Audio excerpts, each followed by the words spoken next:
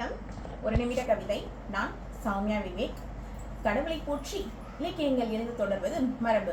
ஆனால் இயற்கையை போற்றி சிலப்பதிகாரத்தை எழுத தொடங்குகிறார் இளங்கோவடிகள்.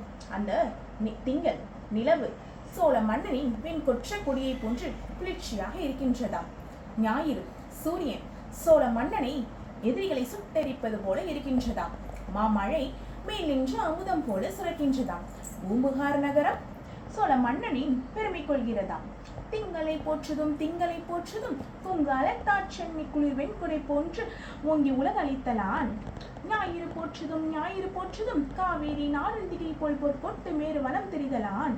மாமழை போற்றுதும் மாமழை போற்றதும் நாமணி வேலி உலகிற்கு அவன் அணி போல் ஓங்கி உலங்களித்தலான். பூம்புகார் போற்றுதும் பூம்புகார் போற்றுதும் விங்குனே வேலி உலகிற்கு அவன் குலத்தோடு ஓங்கி பறந்து ஒழுகலான். இயற்கையே தமிழர்களின் இயற்கையான தெய்வம். நன்றி.